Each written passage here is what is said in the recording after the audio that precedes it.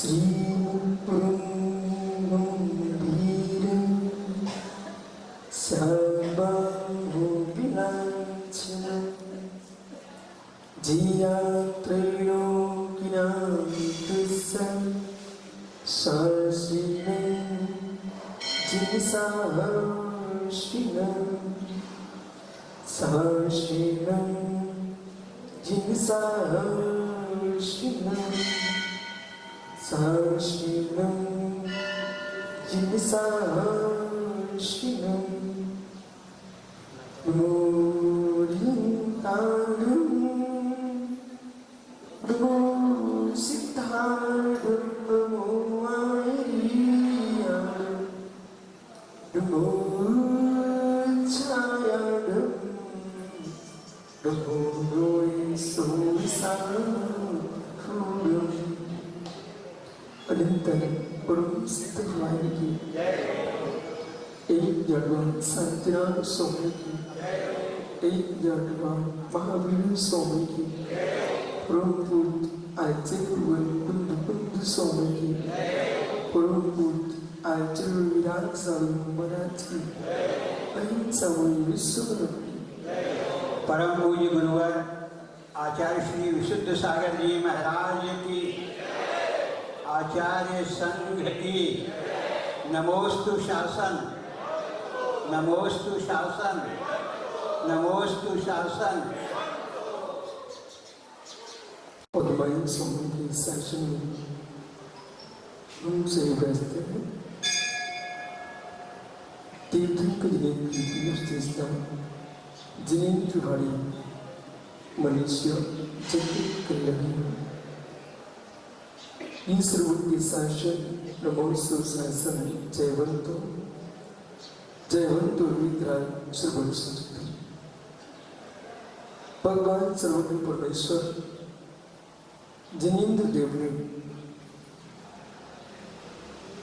विनय मोक्ष का द्वार कहा। जब विनय को मोक्ष का द्वार कहा, अगला प्रश्न होता है 5 प्रकार के मिथ्यात्वों में एक विनय मिथ्यात्व भी लिखा है। तो एक और विनय मोक्ष का द्वार है और दूसरी ओर मिथ्यात्व कैसे? यथार्थ में धर्म शब्द सुनकर के प्रभावित नहीं होना चाहिए। धर्म शब्द को सुनकर के प्रभावित होता है, वो अधर्म को कर लेता है। धर्म वस्तु का स्वभाव है, जो भूतार्थ धर्म है, यथार्थ धर्म है। ऐसे धर्म के स्वरूप को समझ करके ये धर्म करता है तो धर्मात्मा जी है। उठने के अंदर भी दूध निकलता है तो भैंस का भी दूध होता है, बकरी का भी दूध होता है, गाय का भी होता है, माँ का भी दूध होता है, सूखी भी दूध देती, कुकी भी दूध देती है। लेकिन मित्र, बट के वृक्ष में भी दूध निकलता है, आपके पौधे में भी दूध निकलता है, पपीते के वृक्ष में भी दूध निकलता है।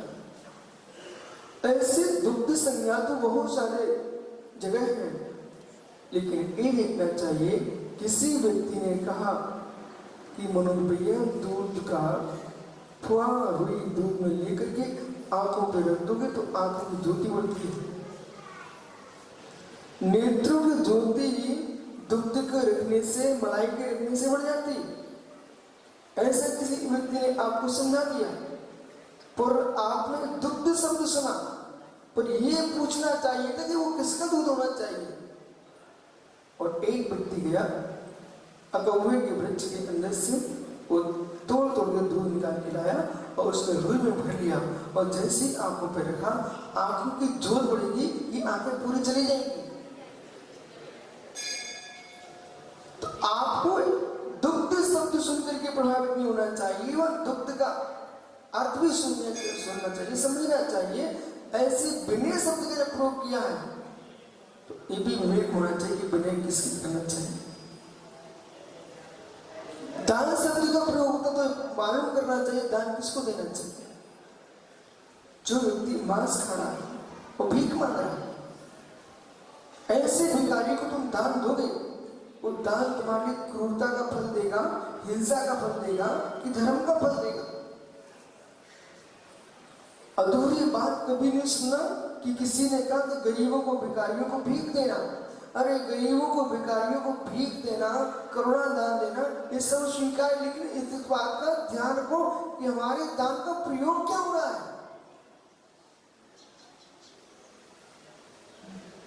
पानी पीने के लिए ले जा रहा है कि तुम्हारे पानी में किसी डुबो करके मारने के लिए ले जा रहा है?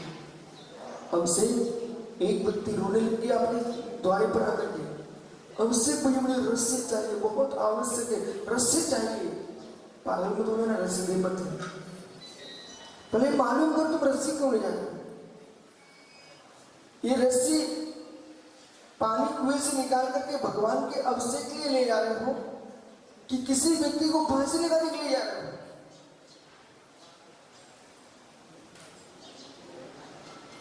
बोले रस्सी नहीं ले सकते हो? हाँ, करोड़ों खर्च कर सकते हो, लेकिन रस्सी नहीं दूंगा। ऐसे विवेकी लोग भी हैं जगत में। यदि कोई हिंसक अवचक्षी वो अवश्य किराने की दुकान है, उन्हें मालूम चल जाता है ये मांस पकाने वाला है, वो आप यहाँ से मिर्ची खरीदने आया, मसाला खरीदने आया, हम लाखों का घाटा खा लेंगे, लेकिन ऐसे जीव को मसाला दे करके हम उसकी अवक्ष कैसे उम्मीद सही करके बन पाए।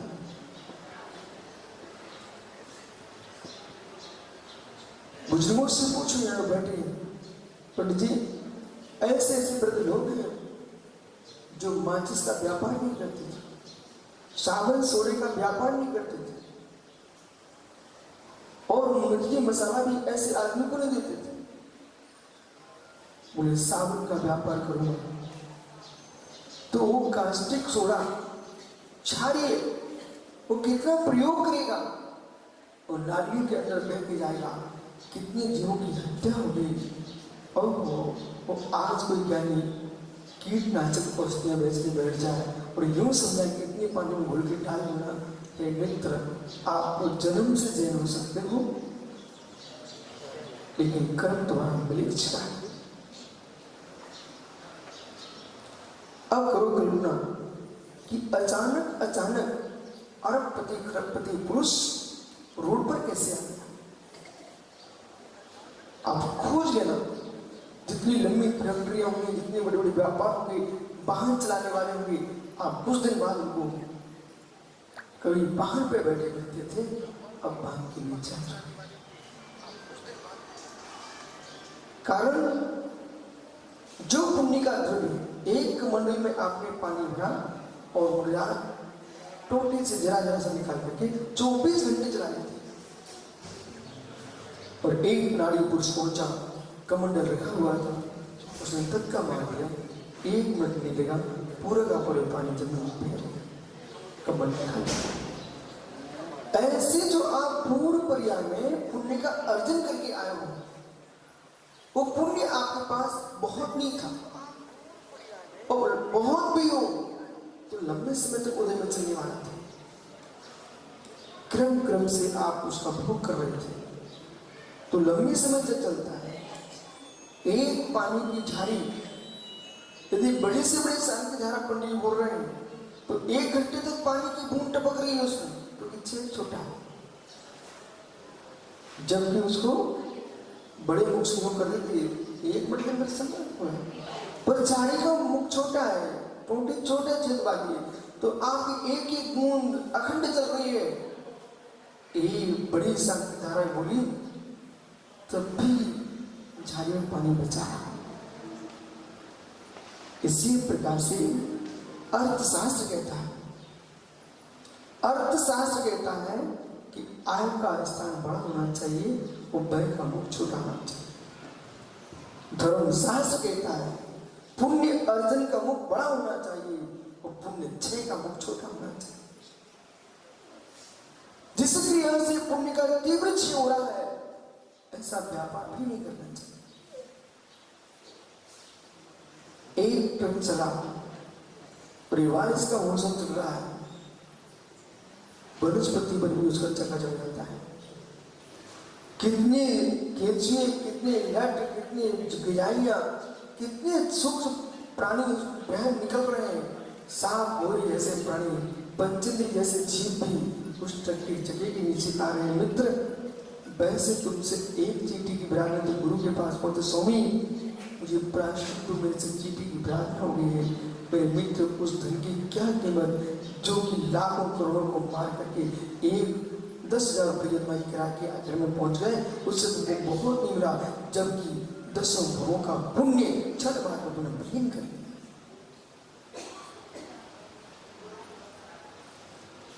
ये हुआ क्यों ऐसे?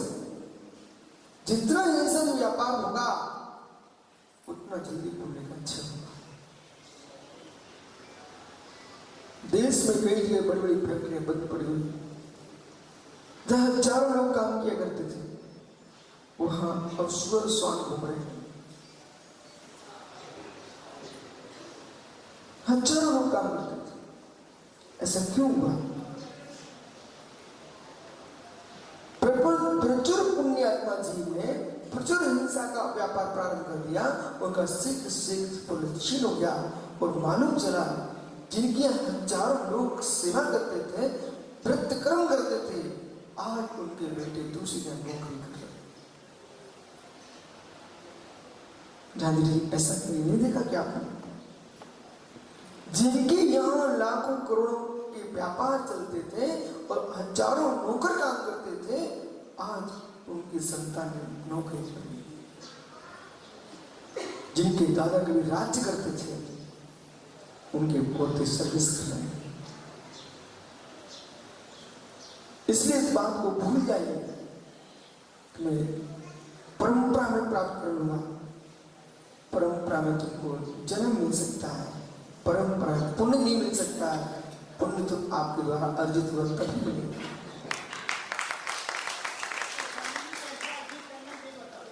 इसलिए हर जगह विवेक होना चाहिए। पुण्य करते समय भी पाप का बंध नहीं करना चाहिए। पंडित जी, आपके परिणाम में मुनिराज को मैं आहार देता हूं और मुनिराज को आहार देता हूं, ऐसा विचार बहुत अच्छे प्रशस्त विचार है, लेकिन उनका किसी वस्तु का त्याग है और आप अपने घर से लेके आए हो। अब तुमको पुण्य का लोभ लगा है कि मुझे अपनी वस्तु देना है, हम दूसरे की कैसे दे सकते हैं? इस लोभ से तुमने क्या किया कि जिसका त्याग था उसी वस्तु को दूसरे उसमें मिला करके आप उनको दे दिया। उनका व्रत भंग कराने तुम सहकारी बने हो, तुम्हारा पुण्य भंग ही होगा।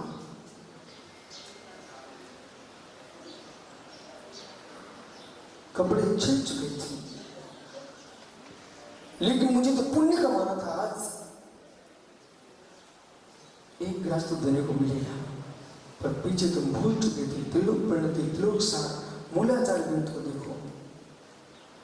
अशुद्धि में यदि अरहंत की पूजा कर रहा है, अशुद्धि मुनि को दान दे रहा है, हे मित्र, कुंभोग भूमि का पात्र बनेगा। तो कुंभोग भूमि का मतलब अंतर्दीपज मनुष्य बनेगा, जब एक टाइप का मनुष्य बनेगा। गाय के, बैल की मुख का मनुष्य बनेगा, दर्पण की मुख का मनुष्य बनेगा, खरगोश के मुख का मनुष्य बनेगा। यानी एक कान इतना लंबा होगा कि उसको बिछा लेगा और दूसरा कान इतना लंबा होगा कि उसको ओढ़ लेगा, ऐसा मनुष्य बनेगा। फल भूल खाएंगे कुछ अंतर्दीपज कुंभोग में जीव तो कुछ मिट्टी खा के जीते हैं। ये पाप का फल नहीं है। ये कुपात्रों का दिया दान और सुपात्रों को अशुद्धि में दिया गया धन का फल है। यदि कोई शुद्धि नहीं है और फिर भी आप चेष्टा करोगे मित्र, तो फिर विचार कर लेना। ये सारी व्याख्या जनागम में लिखी हुई है। क्रिया करने में क्रिया बना नहीं है। अब माना कि स्वामी ऐसे कोई हमारे अंदर विषमता हम नहीं दे पा रहे हैं, तो मेरा जीवन ही ऐसा निकल जाएगा? नहीं, क्यों निकलेगा? बंदर क्या आहार दे रहा था, सिंह क्या आहार दे रहा था, नेवला क्या आहार दे रहा था, सुअर के आहार दे रहा था, लेकिन वो बेचारे जीव दे नहीं सकते हैं। उनको अनुमोदना करने के लिए किसने मना किया? जिस दिन आप छुए जाए उस दिन अनुमोदना कर लो, और जिस दिन नहीं छुए हो उस दिन भक्ति से दो अथवा वस्त्र बदल किया जाए। पर ऐसा मत कर बैठना कि मुझे तो देना ही है। और मालूम सुप्रीत सागरी बोले मैंने देखा आपको, आप छुड़ गए हो। बोले मुझे क्यों बताया, मैं सुना, तुमने देखा, हमने थोड़े देखा। एक ज्ञानी दूसरे ज्ञानी से लड़ पड़ा पंडित जी। उसने कहा भैया तो मैंने देखा पीछे छिल गए हो। वो तो लड़ने को लिखा हो गया। बोले आपने मुझे बताया क्यों?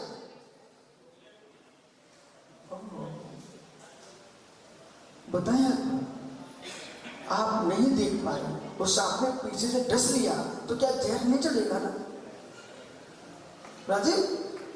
कोई देख नहीं पाया और पीछे से सांप ने डस लिया, तो जब देख नहीं पाया किसने मुझे काटा, किसने काटा, तो क्या जहर नहीं चढ़ेगा? अरे मित्र, चाहे तुम देख पाओ नहीं देख पाओ, लेकिन सांप ने डसा तो जहर चढ़ेगा। ऐसे चाहे तुम जान पाओ ना जान पाओ, अशुद्धि में काम करोगे तो पाप का बंधन होगा। इसलिए बोले हार्दिक कहता कि मुझे बताना मत, मैं चला के नहीं चला। मित्र, ज्ञाता ज्ञात, इस सूत्र में आगम में लिखा है। तीव्र मंद ज्ञाता ज्ञात भावाधिकरण वीर विशेष तद विशेषा। तीव्र भाव से, मंद भाव से, ज्ञात भाव से, अज्ञात भाव से, वीर विशेष से, जैसे तुम आश्रवण करोगे वैसा आप ये भाव करोगे, वैसा आश्रवण। तीव्र मंद ज्ञात भाव से करोगे, ज्ञात भाव से करोगे, लेकिन आश्रवण होगा। पुण्य धोखे से हो गया ना, तो उसका भी तो पुण्य का बंधन होगा।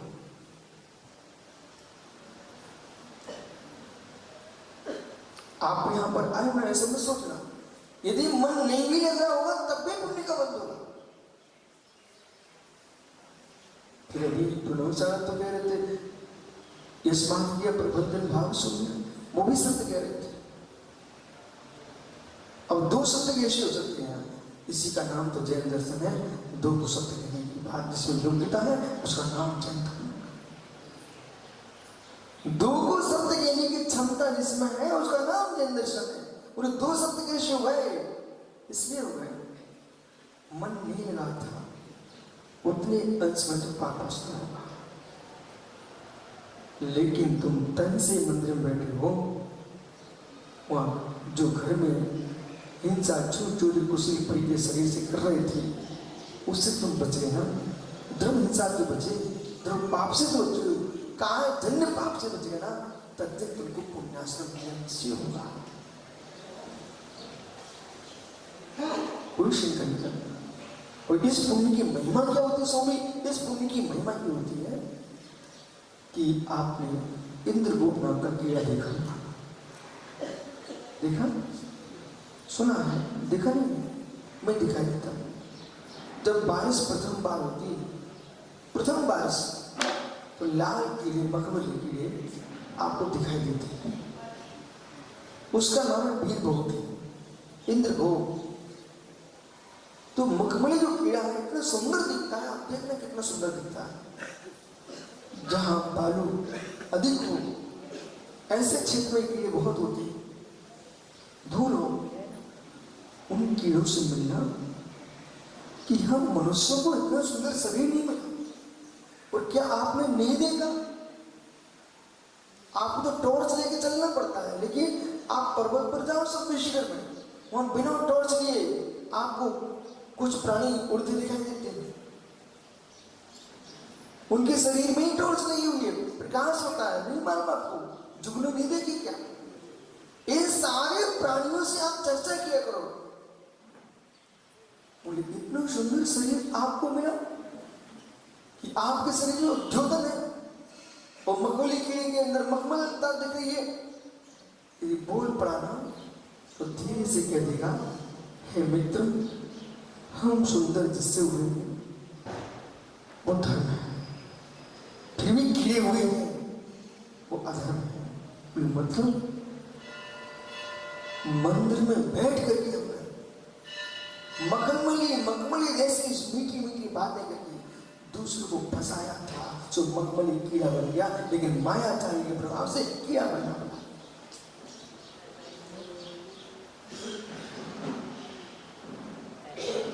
और ये उद्योतन होना ये क्या हुआ? बोली उद्योतन, मेरे शरीर में जो प्रकाश हमको दिख रहा है, ये उद्योतन दिख रहा है। धर्म स्थानों पर धर्म के भेष में आकर क्रीम पाउडर आदि आदि लगा के आया करता था, सुंदर से सुंदर सुगंधित तेल लगा के आया, और ऐसे सामग्री लगाई कि मैं चमकता था। लोगों ने पूछा, इतना सुंदर रूप तुमको कहां से मिला? मेरी तपस्या कर रही हूं। ये किसका फल है? मेरी तपस्या का फल है। मैं जहां से निकलूं वहां सुगंध आती है। बेटा चिंता मत करो, जहां से तुम निकलते हो वहां से चमक आती है ना। आपने मायाचारी करके सुगंधित सामग्री का प्रयोग करके, चमकती सामग्री गालों पर लगा करके, और आपने लोग में प्रचार ही किया था कि मेरे शरीर में तपस्या का प्रभाव है कि मैं चमकता रहता हूं। उसके परिणाम से अब तुम जंगलों जंगलों में, नगर नगर में, गली गली में और कोने कोने में चमको झुगली बैठकर अब बेटा तुम चमको से फल हो गए हो। यानी ऐसे चमकना ना कि आप लोगों को भैया संचालक ऐसे चमकना है क्या? यदि ऐसे चमक नहीं लाना है तो भावों की विशुद्धि में क्षण मात्र क्लेश मत होना। परिणाम दशा कार्य का समय बदल जाएगा, तो परिणाम किया तो ऊपर नहीं बदलता। जब वो 24 घंटे किसी भी स्थान पर रहना, कदाचित एक रोटी खाने कम मिल जाए, एक रोटी की भूखे रहना, लेकिन मायाचारी से दूसरे की रोटी अपने पास मत बनाना। यदि मैंने एक रोटी की भूख मुझे अवशेष थी, मिलती तो ले लेता, लेकिन सामने वाला दे लिया है, बहुत अच्छा तुम्हारे पास मौका था, कोई बात नहीं, मैं चाहूं तो मंगा सकता हूं, क्षमता है, लेकिन तब भी अब मैं मुख शुद्धि करके आज ऊनोदर व्रत का पालन करके आज मैं एक रोटी का त्याग करता। कुछ नहीं बदला, मात्र भाव ही बदल देते। मित्र, जहां रोटी की मायाचारी करते तो पशु बन जाते। वो हमने एकासन एक बार भोजन करना था और उसको भी ऊनोदर का नियम ले लिया, आपकी तपस्या से निर्जरा प्रारंभ हुई। कुछ नहीं बदलता, मात्र प्रणाम बदलना, मात्र प्रणाम बदलना, शरीर कुछ नहीं करना बेटा।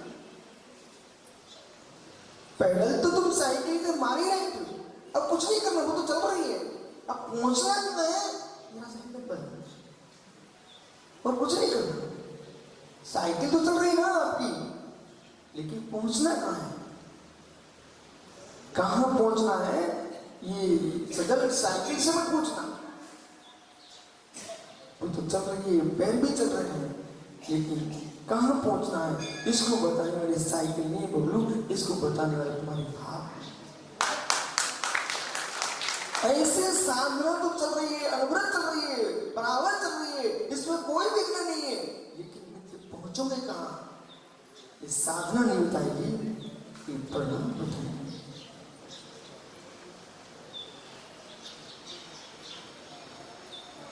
साधना करते करते भी जीव निरोध पहुंचे हैं।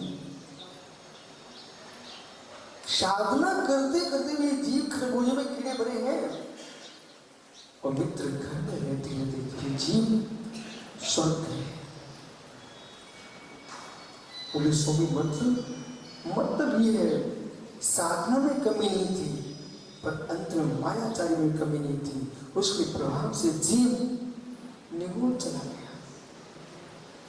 परिग्रह के परिणाम में कमी नहीं थी, निगोद चला गया।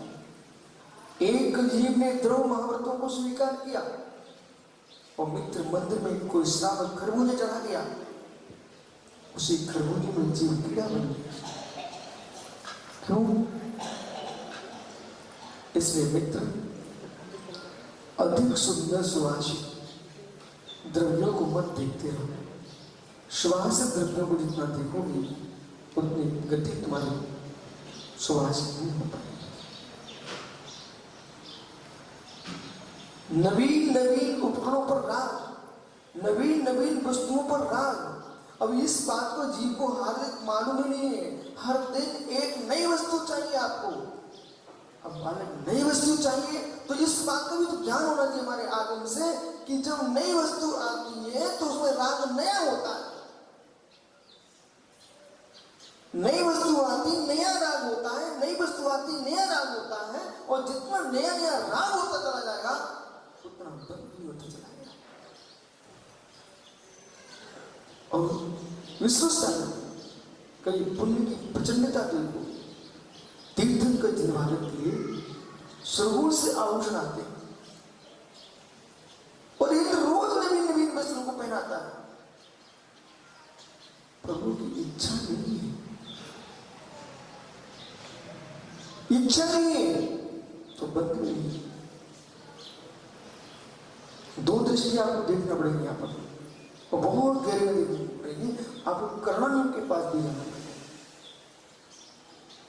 पुण्य का उदय भी जब तीव्र होता है तो मित्र आपको भोगना पड़ेगा, और पाप का उदय तीव्र है तो आपको भोगना पड़ेगा।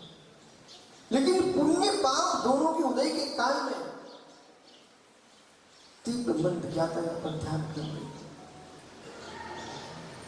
जो तीर्थंकर जिनेन्द्र देव को संसार के वैभव की विभूति प्राप्त थी, पंडित जी वो पुण्य का भी भागेगा नहीं आपका। पुण्य का क्षय तो तुम करोगे 14वें वर्षकाल में। जिस जीव को आगम कहता है, जिस जीव को सम्राट बनना था वो जीव आचार्य बन गया। पुण्य ने छोड़ा नहीं आपको, वह सिंहासन लगता था आपको यहां पर सिंहासन लग गया। जिस जीव को चक्रवर्ती जैसे महाविभूतियां मिलने वाली थी, जब वो जीव तीर्थंकर केवल्य को प्राप्त होते हैं तो समोषण की विभूति में मित्र इतनी विभूति तुम्हारे घर में हो ही नहीं सकती है।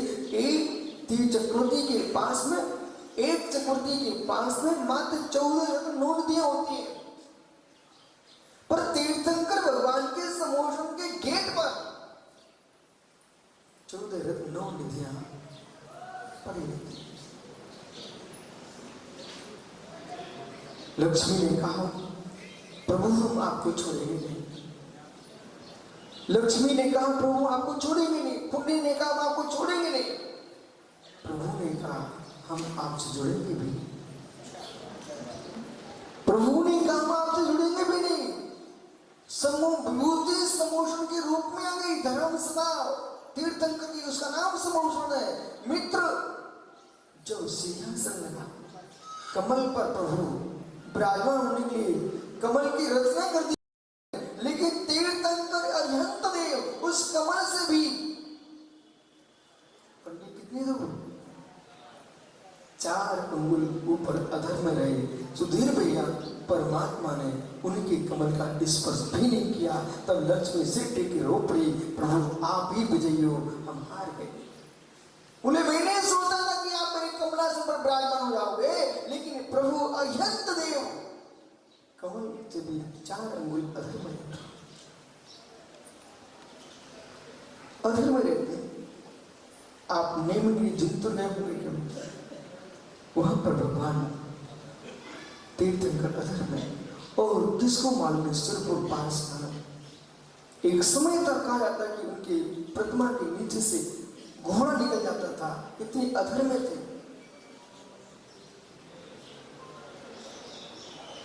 यही दृष्टि दिखना, विभूति के मिलना ये पूर्व पुण्य का उदय है। विभूति को भोगना ये राग और मोह पाप बंद का कारण है। और विभूति के मिलने पर भी विभूति को नहीं भोगना ये तुम्हारे संयम का कारण है। सब कुछ सामने लिखा है तब भी त्याग कर रहा है जी। ये संयम प्रणाम है, संयम प्रणाम है। आप आश्चर्य तो करो कि जहां लोग सजल तड़प रहे हैं कोई मुझे 2 रुपए की नौकरी दे, तो पवन ऐसे भी लोग तड़प रहे हैं जिनके शरीर में रोग हुए, कोई तड़प रहे हैं ये निरोग शरीर में, जिनके शरीर में ऐसी बाधाएं हैं जो मनुष्य होकर के मनुष्यत्व का वेदन नहीं कर पा रही है, नपुंसकता का वेदन कर रही है। ऐसे काल में वीरकाली नव युवा जिन दीक्षा को प्राप्त करके सब छोड़ के बैठे, ये पंचम काल का कितना चमत्कार है।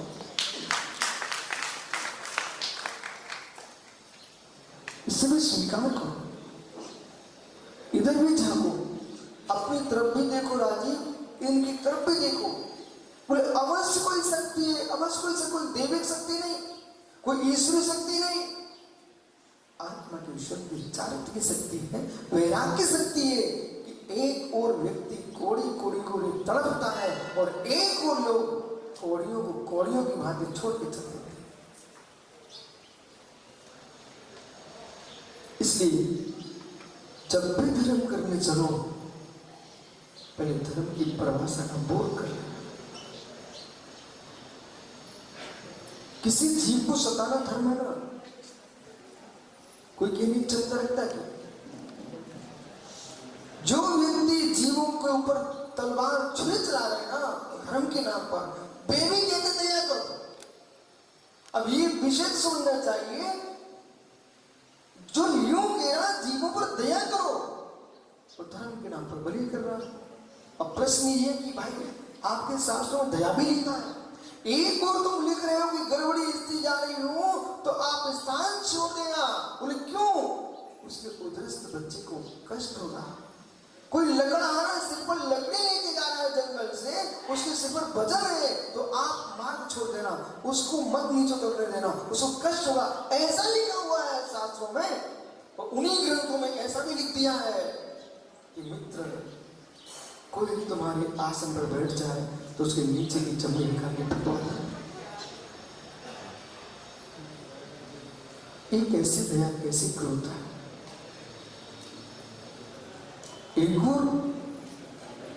एक और ब्याज का नहीं खाना और सीधे मनुष्यों को खाना, ये कैसा धर्म है? विष्णु साहब भैया आप शराब के स्पर्श में पाप मानते हो, पर ऐसे भी अज्ञानी प्राणी हैं जो पाप हो जाए उनसे कोई प्रकार का, तो शराब की टंकी में डुबकी लगाने से उनका शुद्धि होती है। अब सोचिए, ये धर्मात्माओं की परिभाषा है कि अज्ञानियों की सोच है।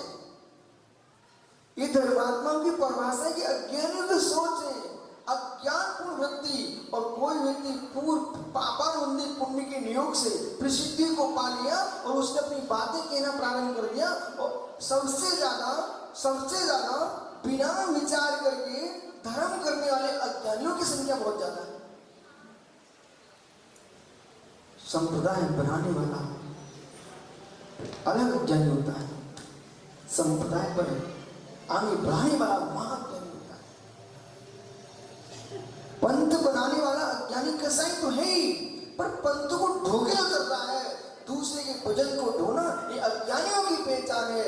जिन शासन कहता मेरे मित्र तत्व का निर्णय विवेक से करो, तत्व का निर्णय विवेक से करो, और जहां हिंसा कर्म है वहां धर्म नहीं है, जहां धर्म है वहां हिंसा कर्म नहीं है।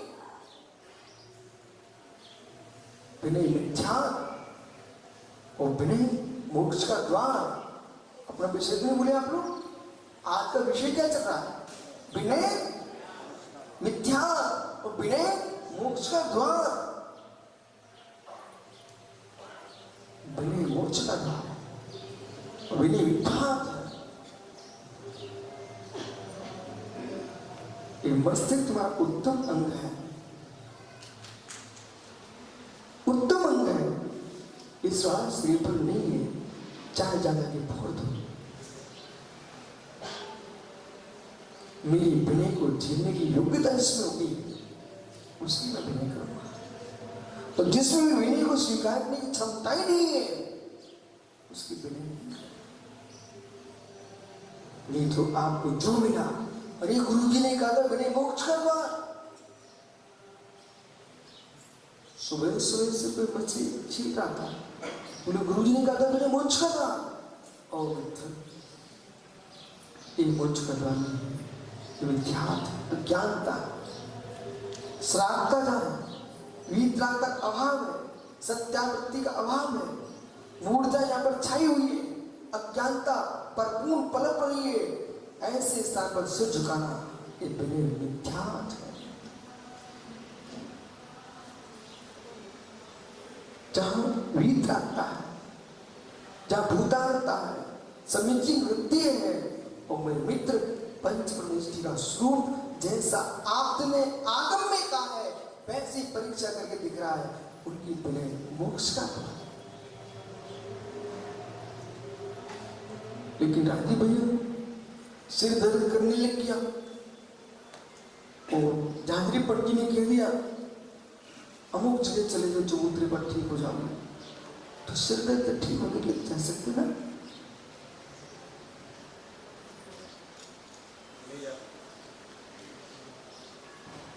मित्र, इस सिर दर्द इतना बड़ा दर्द नहीं जितना संसार में भटकने का दर्द बड़ा। असाता कर्म को असाता के रूप में देखना सीखो, और असाता को बदलने का मार्ग जो है पंच परमेष्ठी की आराधना है। लेकिन एक दिन की शिद्दत के पीछे आगम क्या कह रहा है? 1 लाख वैश्या के साथ वैसा वृत्ति करने वाला जीव जो पाप का बंद करता है, एक बार की मिथ्या की नमस्कार करने में उतना पाप का बंद करता है।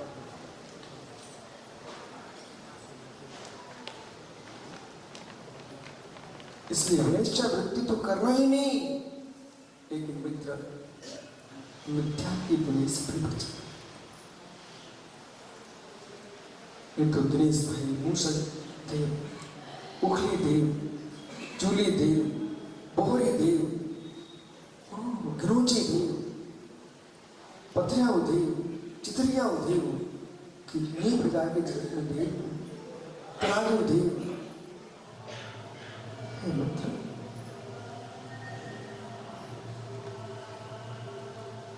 देवा देव, अरिहंत देव,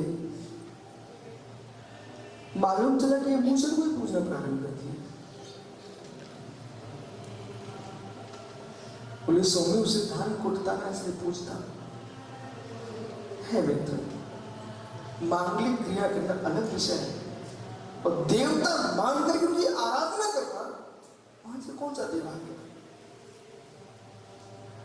जो वनस्पति कर्म फल चेतना भोग रही है, कर्म फल चेतना, जैसे जैसे आपको भूतार्थ आगम का ज्ञान होता जाएगा आपकी परतें खुलेगी।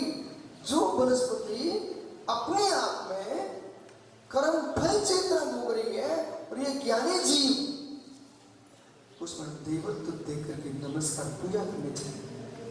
अरे आप देवत्व देख रहे तो सत्यरूप परमात्मा तो प्रत्येक जीव है, स्वर भी है। मित्र, आपको बोध होना चाहिए, लेकिन पर्याय की प्रत्यय शक्ति देखना पड़ती है। तत्क्षण के पर्याय में कौन जीव क्या है, प्रत्येक जीव कौन जीव दोनों की दृष्टि से देखते हैं। कोई जीव अपमान का हेतु नहीं है, लेकिन पर्याय दृष्टि से आप देखोगे तो जो जैसा उसको वैसा स्वीकार करना पड़ेगा। राजीव, क्या आपकी सासू की बेटी भगवान आत्मा नहीं है? बोल जल्दी सुनाइए मेरे पास है तो चरण क्यों नहीं छूता भाई?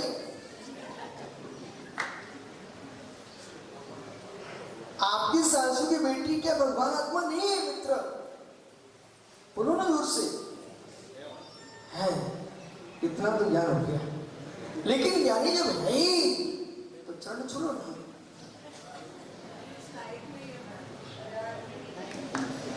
फिर कहना पड़ेगा स्वामी ध्रुव दृष्टि से तो भगवान आत्मा है, लेकिन पर्याय की दृष्टि से वर्तमान में नारी पर्याय में है, इस से हम लोग की दृष्टि से वो हमारे चरण छुए, मैं उसके चरण नहीं छू पाता हूं, लेकिन विश्वास रखना एक दिन ऐसा भी आए जब परियार छूटने के दिन आ जाए तो दोनों एक दूसरे के चरण छू के क्षमा मांगना। बोले अब लोग नहीं देखना है, अब परमात्मा देखना है। क्यों? जब तक हमने आपको पत्नी के रूप में देखा तब तक आप मेरे पैर छूते थे। अब आज मैं पत्नी के रूप में नहीं देख रहा हूँ, मैं अखंड ब्रह्मचर्य करके अब हम दोनों बहन भाई के रूप में हैं, और बहन का सम्मान करना भाई का कर्तव्य है। और इन सम्मानों से दूर होकर के हम तुमको ध्रुव दृष्टि से भगवान आत्मा देखते हैं। आप मुझे भगवान आत्मा देख करके स्त्री पति पत्नी का संबंध आज से नष्ट करके मात्र ठीक तरह का संबंध। जब तक इतनी योग्यता ग्रस्त के अंदर नहीं आएगी ना, तब तक ग्रस्त अपनी समाधि नहीं कर पाएगा।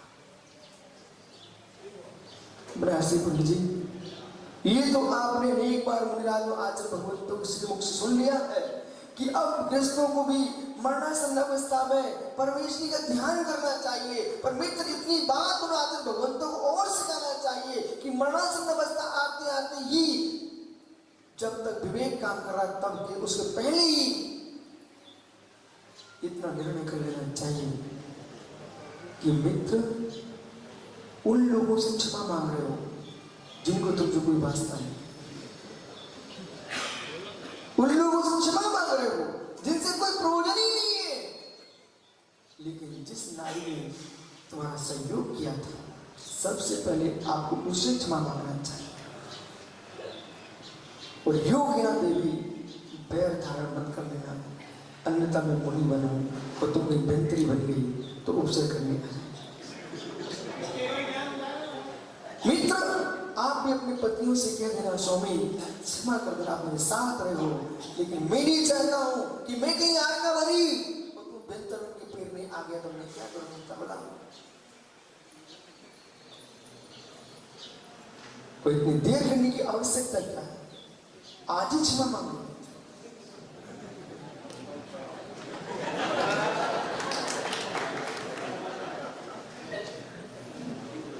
महात्मा एक ही नहीं कहा, जितने इंद्रनाणी बैठे हैं मित्र, ऐसा मौका कहां आपको मिलेगा सिद्ध भूमि पर? बोले अभी तक जो गलतियां हुई हमसे मांगना क्षमा भाई, अब तक जितनी गलती तब तक की क्षमा, वो आगे जो गलती न हो जाए उसकी क्षमा। बताओ बेचारा सिर टेक रहा है, देवी तुम्हारे हाथ नहीं उठ पा रहे। बैठ जाओ राजी। ऐसे प्रणामों की निर्मलता घर घर में खटखटी में हो जाएगी। अब पंडित मैं कह सकता हूं जब ये परस्पर में क्षमा मांग रहे हो तब कहना कि भविष्य के बनने वाले आर का मिजाज। इसे धर्म की मर्म को समझना चाहिए। दूध संज्ञा पा करके, दूध संज्ञा दे करके अकौवे के दूध को आंखों पर नहीं रखा जाता मित्र। गाय के अकौवे के दूध की पहचान करना चाहिए। ऐसी धर्म शब्द सुनकर प्रभावित होना चाहिए, धर्म का स्वरूप समझ के प्रभावित होना चाहिए। साधु शब्द सुनकर के प्रभावित नहीं होना चाहिए, साधु के स्वरूप को समझ कर प्रभावित होना चाहिए। शास्त्र शब्द सुनकर के सिर्फ नहीं टेकना, शास्त्र के स्वरूप को समझना चाहिए। गुरु को शब्द सुनकर के प्रणाम नहीं करना, गुरु के स्वरूप को समझना है। ऐसे ज्ञानियों आचार्य भगवान कह रहे हैं जब तुमने स्वरूप को समझ लिया फिर तुम विनय करोगे तो वो विनय मोक्ष का, वो विनय तुम्हारी मोक्ष का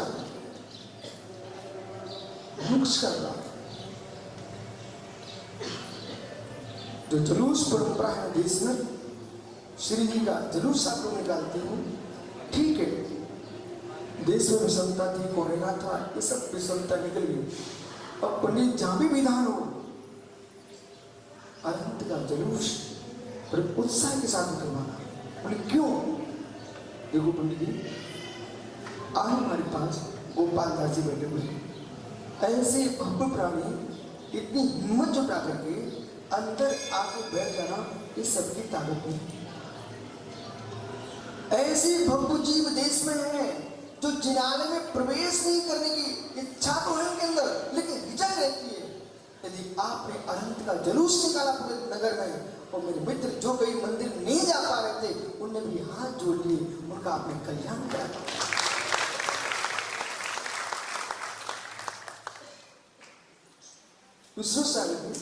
मित्र सुनो मैं क्या, एक नगर में आपकी अगवानी हो रही थी और हर नगर में महाराजा को घुमाने वाले श्रावक मिलेंगे, उनकी आदमी बनने के लिए। आप विश्वास करो, इसलिए हर जगह मिलेंगे आपको, या उनका घर पड़ रहा होगा, या वे आपको कमेटी के कार्यक्रम को फैल करना चाहते हैं, विपक्षी हो सकते हैं उनके वर्तमान कमेटी के, तो वे तुम्हारे कान में कीड़ा बन के आएंगे। गुरुजी ये इतना शॉर्ट है तो 2 किलोमीटर आप घुमा रहे हैं। और गुरुजी जिसने ऐसा बोला है ना उसको डांटना नहीं, उसकी तरफ मुस्कुरा नहीं और अपने कदम आगे चलाते हैं कि ना ठीक देखता हूँ ऐसा करके आगे बढ़ते हैं ना। उसकी बात सुनोगे ना आप, तो जो समाज ने व्यवस्था 2 किलोमीटर घूमने की बनाई थी, उसका उद्देश्य आपको परेशान करना नहीं था, उसका उद्देश्य था हम तो आपके दर्शन जहाँ होंगे वहाँ करके आ जाएंगे। जो हमारे नगरवासी कभी दिगंबर देवता को नहीं देख पाए, वे भी अपने घर के द्वारे से देखेंगे तो उनके मन में भी ये भाव आ गया कि धरती के देवता निगंध तपोवन जा रहे हैं। हम जब 10-20 किलोमीटर चल के आए हैं तो हमको 2 किलोमीटर बहुत महत्वपूर्ण नहीं है। यदि 2 किलोमीटर घूमने से 2 व्यक्ति ने भी सम्मान प्राप्त कर लिया तो मेरे 2 किलोमीटर होने को उठा ये सब थे। कहाँ है विश्वास? मित्र आप मैं सत्य घटना बता रहा हूं, गुनाह के पास अपना बजरंग तीर्थ है, वहां पर हम लोग गए। समाज ने बाजार से निकालने का विचार किया। एक साधक और थे, उन्हें मालूम था कि ये शॉर्टकट भी है। बैग लेके आए, क्षेत्र के लोग जुलूस लेके आए, गुनाह के लोग, और इतनी धूमधाम से प्रवेश करा रहे थे। परंतु एक व्यक्ति आया, गुरुजी ये चक्कर है कि बाजार में घुमा रहे हैं जानकर, रास्ता तो यहाँ से गया है। वो मानी बाजार में खड़े हुए होगा, उन्हें नहीं जाएंगे, आप घुमा रहे हो। हम लोगों ने कहा महाराज चलो। उन्होंने हाथ झटका, उससे गली। मित्र ध्यान दीजिए, क्या आपको रतनकांत सावकाचार्य में प्रभावना काल का पता नहीं है? यदि पता तो बोलो फिर।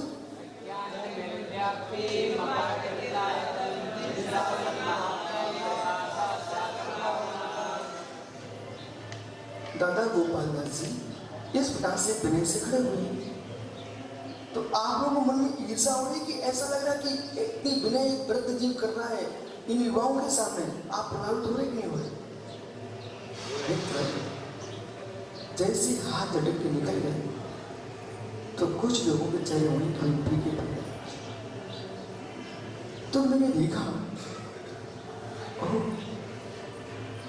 जब 10 किलोमीटर चल के आए थे, 2 मिनट का रास्ता और चल रही थी, कम से कम जो समाज की व्यवस्था बनी थी। सुधीर यदि अड़ंगा पारसा जिस दिन जाते ना, उस दिन मैं देखता हूँ चेहरे आपके। मंदिरों में तो सभी में इनको खुशी होती है, लेकिन इनके मन में जब पहुंचते ना हम लोग तो अलग उल्लास होता है। हर श्रावक का मन करता है गुरुजी हमारे जिनालय पधारे। और गुरु मित्र गुरुजी जिनालय के लिए होते हैं, गुरुजी के प्रत्येक आलय के होते हैं, और जहां उनको बुलाया है मित्र वहां पहुंच गया। एक जीव के परिणाम विशुद्ध हो गए ना, उसकी अंतिम सांस में माना कि तुम्हारी छवि दिख गई, उसको दिगंबर मुनि के दर्शन हो जाएंगे। वो किस गली से तुम निकल रहे थे, कोई मरना समझो, उसने सुना जय हो महाराज की, इतने शब्द सुनते ही उसकी अंतिम घुटकी निकल गई, हिचकी आई गया, मेरे मित्र जय मंगल सुन के गया। आपको मालूम, यदि किसी से कह दिया अभिषेक मंगलाचरण करो तो मना मत करना, कभी मेरे से नहीं आता। मैं आपको सारी विधियां बता रहा हूं, बैठ जब आप लोग तो जीवों को देखना भैया। अभिषेक यदि आपके संचालक ने कहा कि अभिषेक आए वो मंगलाचरण करें, तो हमसे नहीं बनता। पागल है कि हमसे नहीं बनता? ये अवसर छोड़ना है, मंगलाचरण नहीं बनता। कुछ नहीं, सीधे आना, बिल्कुल खुशी को महसूस नहीं होना चाहिए, इससे कुछ नहीं आता। नमो का मंत्र आता है, बढ़िया नमो का मंत्र पढ़ना है। ये श्री षटखंडागम ग्रंथ का मंगलाचरण है, मूल मंत्र है, यही मंगलाचरण है।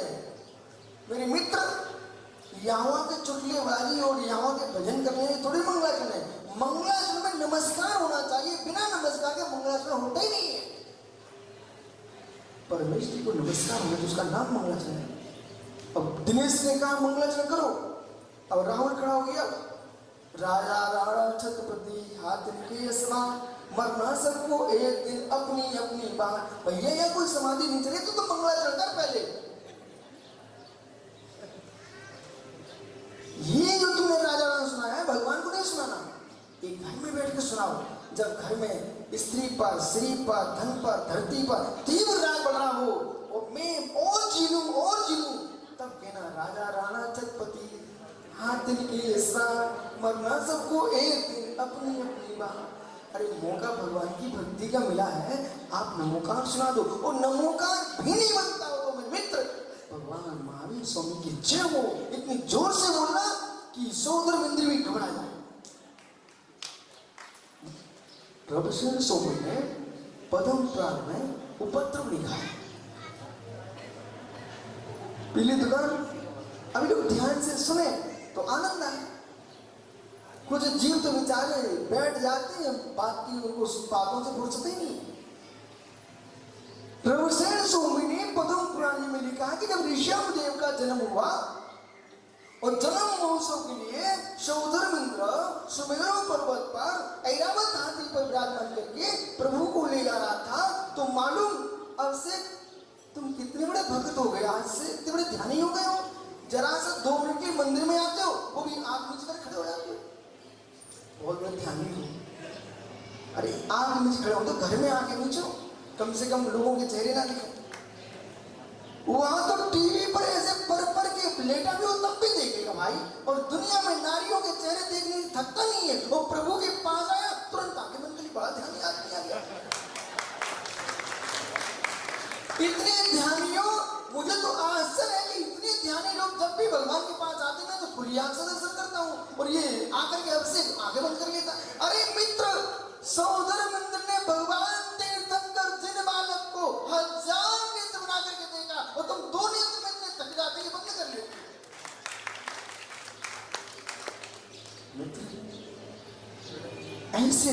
ऐसे देखो कि प्रभु की छवि अंदर बसा लो, फिर दूसरी की छवि ना पाओ। वो आंख बंद करना ही हो तो फिर उसका भी मैं इसमें बता देता हूँ, उत्तर मेरे पास है, तुम घबराओ। जब 1000 नेत्र बना करके देखा प्रभु को सहोदर मंदिर ने, और जब जिन बालक का अभिषेक करके, बालक औरंगाबाद, जब जिन बालक को अभिषेक करके तीर्थंकर के मां के पिता के आंगन में, अयोध्या में, अवधपुरी में जब विराजमान किया सिंहासन पर, और जब ऋषभ देव के पिता नाभिराज ने प्रभु को देखा, वो देखते ही आंखें बंद कर ली। सौदर को आश्चर्य हुआ, बोले अहो तात, मुझे तो प्रभु की छवि देख करके इतना आनंद आया कि हमने तो 1000 नेत्र बना के नहीं आ रहा, लेकिन आपने तो देखते ही आंखें बंद कर ली। अहो सहोदर मंदिर, इसमें रहस्य है, रहस्य। बोले क्या रहस्य है? बोले कलयुग आएगा ना जब, इनके पास तो कैमरे रखे होंगे। आजकल तो कैमरों की भी जरूरत नहीं पड़ी, मोबाइलों में सब कुछ आ गया है कि लोग मीठी मीठी बातें करें और कौन सी तुम्हारी बात भर लेना वो बात फेंक दें, अब तुम फंस जाओ। इसलिए अब से कोई भी बात करे ना, पर उसको ऊपर नीचे देख लिया तो कैसा आदमी। एक शब्द मुझे नमोस्तु करने आया, और जब नमोस्तु करने आए ना, गुरु जी बात करना है, अब वो ये नहीं समझता गुरु जी तुम्हारे गुरु जी। उसने धीरे से सुप्र कैमरा, वो मोबाइल रख दिया था उसने, रिकॉर्डर भी रखे हुआ था, उसने ऐसे जेब में ऐसे किया, मेरे बेटा अपन सब समझते तुम क्या कर रहे हैं, उसने चालू कर लिया। मैंने अब तुमने बहुत अच्छा किया, हम भी समझ गए, इतना ढंग से मैंने बात की, अब बेटा तुम जिनको सुनाना था अच्छे से सुना दिया। कहीं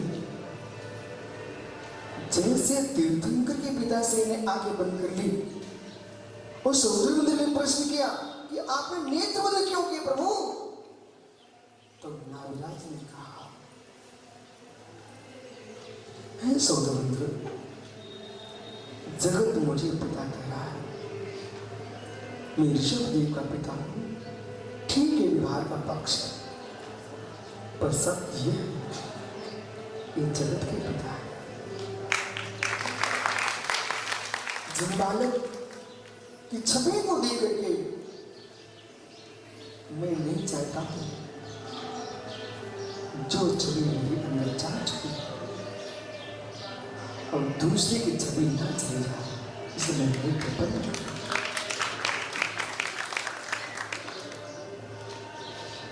भाग्यवान जी ने चौधरी जी, कमलेश भैया, चौधरी जी भाग्यवान जी हैं जिनके मोहल्ले में भगवान का मंदिर हो। ये परम भाग्यवान जी हैं जिनके मकान के सामने जिनालय हो। वे माँ और भाग्यवान जी हैं जिनके गृह में ही चेतालय हो। मेरे मित्र, जब समाधि का काल आएगा, मंदिर नहीं जा पाए और कोरोना जैसे काल आए थे तो वे लोग बिना मंदिर के रह गए, जिनके घर में मंदिर था श्री का अभिषेक करके भोजन किए। इसलिए जीवन में अंतिम श्वास लेकर वाले इसके पहले एक अनंत की प्रतिमा विराजमान करा। सदैव मित्र खड़े हो गए। राजीव, एक भाई हमारा, एक तुम्हारे पीछे, यहाँ तुम्हारा मंदिर नहीं बंद हुआ ना, मेरा भी मंदिर बंद नहीं हुआ। कोरोना उनको सताया, इनके अंदर भय सता रहे थे। मैंने भी अपना मंदिर बंद नहीं किया। लोग बहुत मना करते रहे, गुरुजी दूर से कराओ, दूर से कराओ। मैंने कहा ज्ञानी, जितने घबराओगे उतने ऊपर जाओगे, और जितने प्रभु की भक्ति में तल्लीन रहोगे, कोरोना को पूरा ना हो जाएगा। सदैव खड़े हो जाओ। देखना चाहिए इस भाई को भी देखो, दुबला पत्थर दिख रहा है आपसे, जी के परिणामों की दशा है। कुंडलपुर में, कुंडलपुर बिहार, सुपर साहब कितने पद्मासन तीर्थंकर भगवान महावीर स्वामी का जन्मदिन 25 फुट का पद्मासन में भाई अपने प्रार्थना करते। पिता ऐसा होना चाहिए कि बेटा कहता स्वामी मुझे अनंत की प्रतिमा प्रार्थना करना। तो मैंने कहा अपने पिताजी से पूछ ले भाई। पिता और बहन तो पहले बोलती, माँ कहती बोले महाराज जी, जब तीर्थंकर वर्धमान की माँ को कितना आनंद आ रहा होगा जब इन्होंने अपने बालक को जन्म दिया होगा, तो मेरा बालक महावीर को विराजमान कर रहा है तो मुझे आनंद क्या मिला। छत्तीसगढ़ जिन यानी एक बहुत सुंदर जिन में विराजमान किया है, दुर्ग में। निश्चय नहीं, पर ये मैं क्यों इसको बोल रहा हूँ? इसलिए बोल रहा हूँ जो पैसा कमा करके सिनेमा हॉल बनाने के विचार कर रहे हैं, जो पैसा कमा करके मेरे मित्र मात्र भोग विलास में लगाने का विचार कर रहे हैं, तुम्हारा पैसा विलीन हो जाएगा। तो जिसने जीवन विराजमान किया है, चामुंडा के बाहुली आज तक खड़े हैं, परंतु जिसका सेनापति सम्राट था उस राजा की संपत्ति की दिखाई नहीं। चामुंड राय के बाहुली स्वामी आज तक विराजमान है और सारे ब्रह्मांड में जब अभिषेक होता है तो भारत के राष्ट्रपति प्रधानमंत्री को भी बड़े सम्मान के साथ पहुंचना पड़ता है। मित्र, ये नियम है संविधान में कि वहां जाना होगा। और सारे विश्व की राष्ट्र गोमटेज पर आंख लगा होते हैं। एक ऐसा तीर्थ है जो मेरे सारे देश को अखंडता की ओर ले जाता है, उसका नाम गोमटेज बाहुली स्वामी है। ऐसे ज्ञानियों विराजमान करो दिव्यों को। आज देखो जो भी सम्मेलन कराता, हर व्यक्ति का मन क्या करता है, पुस्तक चलाने में आपसे मुझे विधान कराना है। अब जिस जीव ने पुष्पम समूह की प्रतिमा को विराजमान किया हुआ, कितना भव्य प्राणी होगा कि भव्य विराजमान जिनने भी किया है, आज लाखों लाखों लोग उनके चरणों में सिर टेक करके सम्मित प्राप्त करके जा रहे हैं। उनका भी संपत्ति होगी राजीव, संपत्ति होगी, वो श्री जी को विराजमान करेगी और धन होगा, पंखे पर नाम लिखा मिलेगा। मतलब मंदिर में पंखा चलता है, उनके नाम का बोले होने दो इंसान। अब देखो बेचारे क्या सोच रहे, बैठ जाओ, अब क्या जो है सो है। जिनके पास संपत्ति होगी पंडित जी, वे श्री जी विराजमान करेंगे, मंदिर बनवाएंगे। और जिनके पास धन होगा वे बेचारे मंदिर में गर्मी उनको लगेगी, कहेंगे यहाँ पंखा होना चाहिए। और ज़्यादा हुआ तो मनोज भोपाल का भाई एसी और लगवा दो। मित्र, जिस तपन को सहन करके भगवान बने, कम से कम उनके चरणों में तुम 5 मिनट की सहन कर लो तो तुम भी भगवान बनने के संस्कार तो डाल लोगे। विनय, किसी का नाम विनय, वो ये ना सोचा कि मेरी प्रवचन चल रहा है, ये विनय एक विषय चल रहा है। विनय, ज्ञान विनय, दर्शन विनय, चारित्र विनय, तप विनय, उपचार विनय, ये 5 प्रकार का विनय है। इसलिए दंसे नाड़ी वीडियो, चरित्र वो उचार्यो वीडियो, पंचवियो खलु वीडियो, पंचम गई गो बढ़ियो। ओहो, मूलाचार्य में गाथा लिखी हुई है, दर्शन विनय, ज्ञान विनय, चारित्र विनय, तप विनय और उपचार विनय, 5 प्रकार का विनय जो कहा है। सुनो ध्यान से, 5 प्रकार का विनय जो कहा गया है, पंचम गयो बढ़ियो, ये पंचम गति में ले जाने वाला विनय है।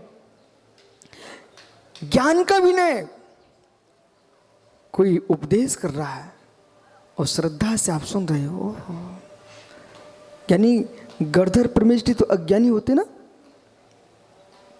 ध्यान जी, गढ़धर परमेष्ठी अज्ञानी होते ना। बोल मित्र, गढ़धर परमेष्ठी अज्ञानी नहीं होते हैं, रिद्धियों से संपन्न महाज्ञानी होते हैं गढ़धर परमेष्ठी।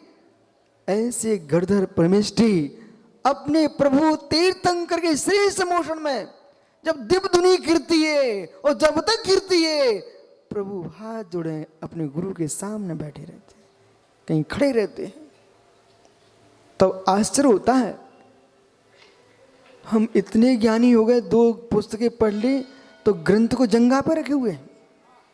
ओहो, चौधरी जी, पूर्व काल में युद्ध होते थे ना, तो शत्रु को पकड़ करके कांख में दबा लेते थे।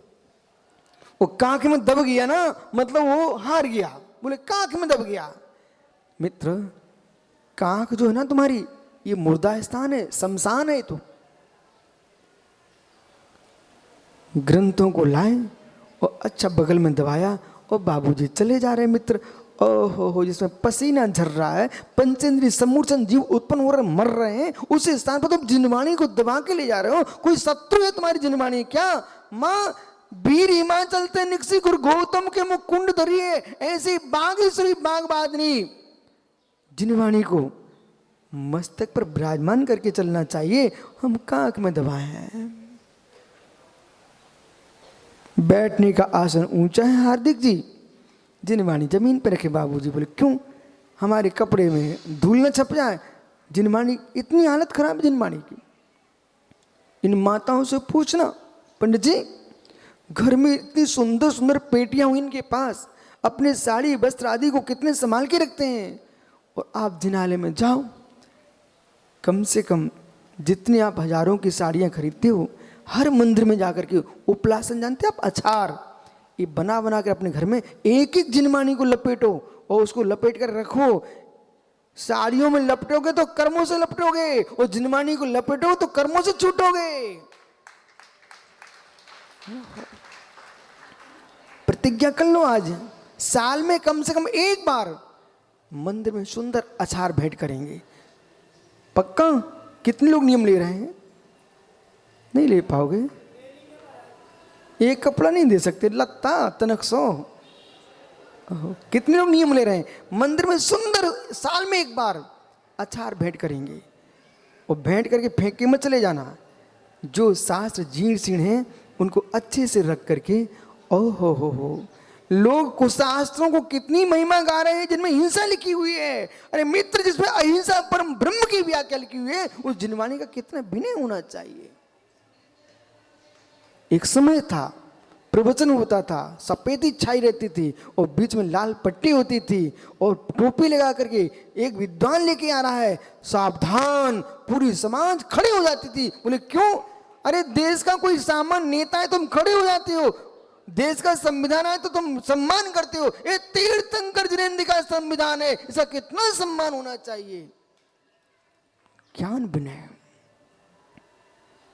ज्ञान विनय, अध्ययन करो ना। अब एक सज्जन मेरे से पूछ रहे, विश्व सागर जी, बोले आप ऐसे हाथ क्यों करे रहते हो? अरे मित्र, ये तुमको रहस्य क्या बताऊं? हमारा आगम कहता कि नाभि के नीचे हाथ चला जाए तो हाथ धोना चाहिए, जिनवाणी नहीं छू सकते हो। और तुम तो नाक में भी हाथ डाल रहे, कान में भी हाथ डाल रहे हो और कहीं से कहीं खुजा भी लेते हो और फिर पन्ना पलट दिए। धिक्कार हो तुम्हारे लिए। ये तुम्हारे कोई मित्र नाली में पड़ा कागज नहीं है, ये भगवान तीर्थंकर का द्वारा निरूपित संविधान है। इसका विनय होना चाहिए, संविधान का अभिनय नहीं होना चाहिए। इसलिए मैं हाथ ऊपर रखता हूं। क्यों? नाभि के नीचे चला जाएगा तो फिर पन्ना नहीं पलट सकते।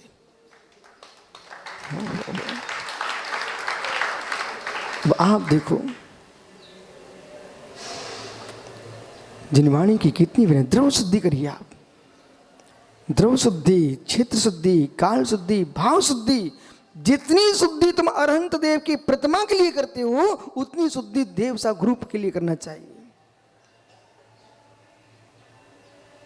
खड़े खड़े तो लघु शंका कर रहा सनी, और कितने छींटे पड़ गए और उन्हीं वस्त्रों से जिनवाणी उठा के लाए। भाई कितनी शुद्धि होना चाहिए। सिद्धांत शास्त्रों को पंडित जी ऐसा नहीं है तुम कहीं भी बैठ के पढ़ना शुरू कर दो, पूरे सोले के कपड़े पहनो,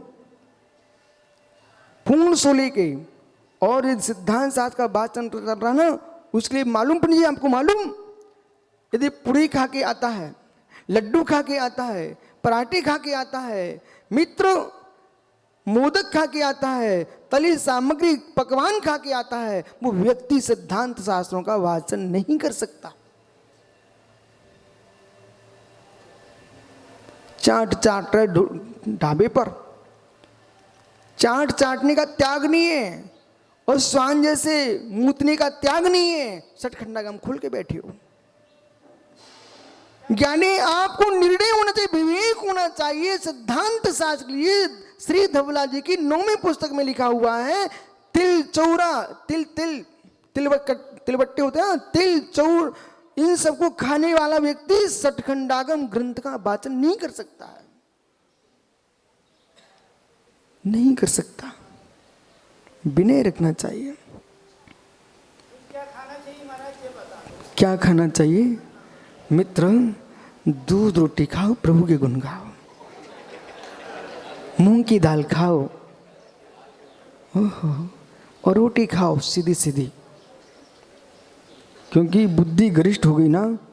भोजन गरिष्ठ करोगे तो प्रमाद बढ़ेगा, प्रमाद बढ़ेगा तत्व का निर्णय विपरीत हो जाएगा। इसलिए मित्र, आप कुछ नहीं कह सकते हो, आपका विषय, आपको दुनिया में डर के रहना पड़ेगा, लेकिन मुझे कोई डरने का विषय नहीं है। मुझे तो समाधि करना है, जिसके हाथ से होने वो हो जाएगी और समय पर होने वो हो जाएगी, उसका कोई विकल्प नहीं है। लेकिन झूठ बोलने वाले नहीं डरते हैं, तो जिनवाणी कहने में डर किस बात का?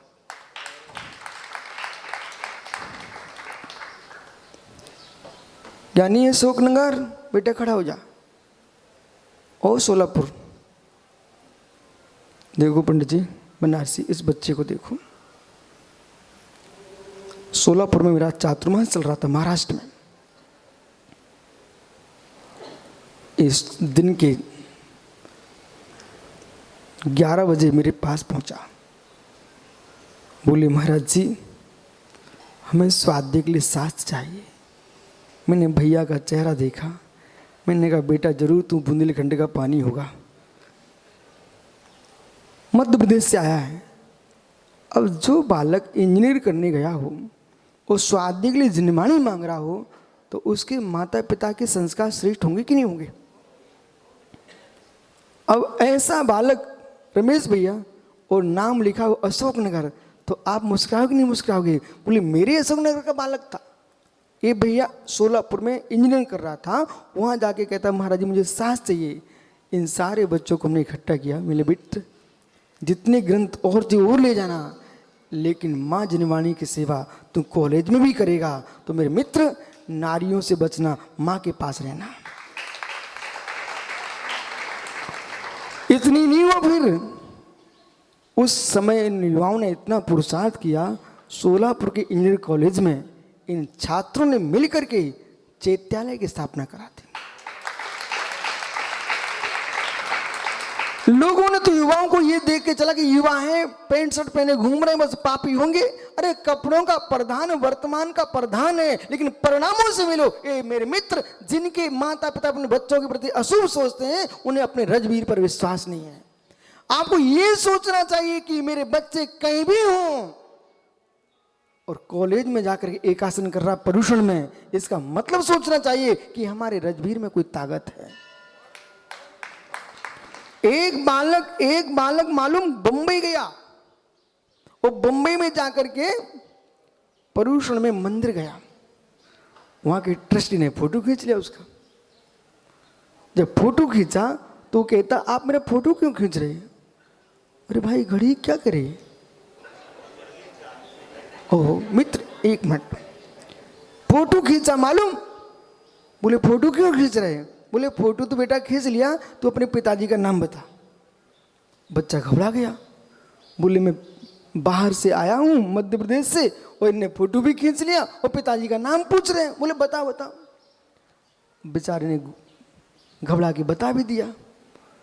उन्होंने तुरंत ही फोन किया, बोले भाई मैं बंबई से बोल रहा हूं, मेरा मन नहीं माना, मैं बंबई जिनालय का अध्यक्ष हूं, मैंने इसलिए फ़ोन लगाया है कि तुम्हारा बालक 25 किलोमीटर चल करके मंदिर में दर्शन करने आया है।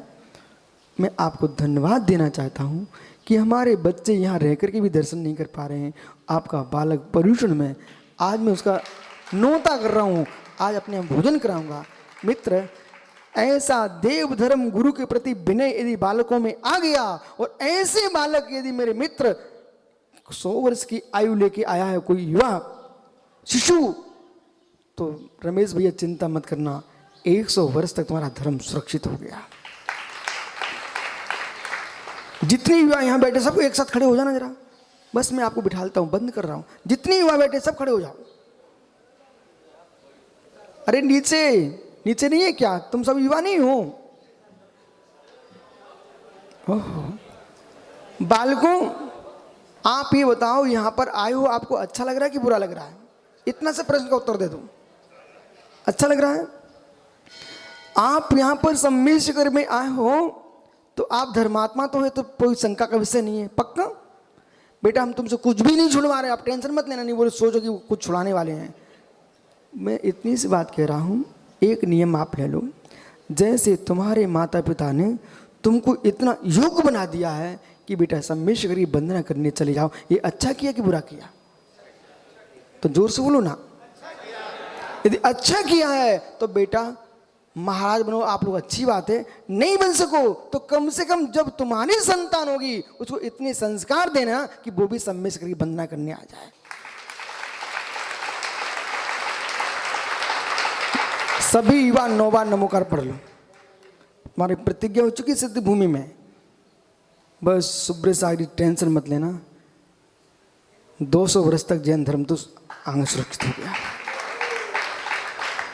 और फिर उनको भी कह देना कि तुम भी अपने बेटों को ऐसा नियम दिला देना, ठीक है? शेष आगे भी से चर्चा करेंगे। जाओ, कल फिर आओगे? मित्र पर्याय तो पुनः चर्चा करूँगा। ये नियम नहीं है, ये हमने समय सार की रक्षा की है, जिन शासन की रक्षा की है। आत्मा स्वभावम परिभाव भिन्नम, आत्मा स्वभावम परिभाव भिन्नम। आत्मा का स्वभाव प्रभाव से अत्यंत भिन्न महावीर स्वामी की जियो और जीने भी दो, अहिंसा परमो धर्म। सूत्र है जियो और, सूत्र है जियो और।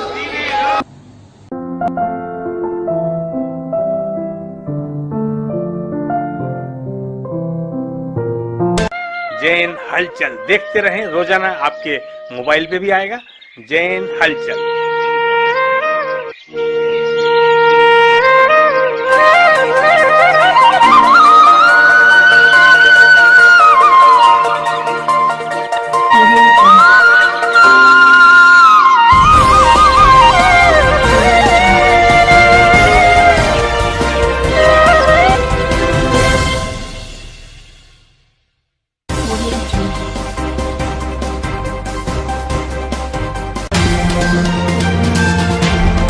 जियो और जीने भी दो,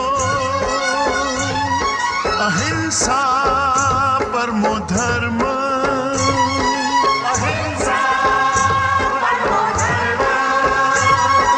जीने का अधिकार है सबको,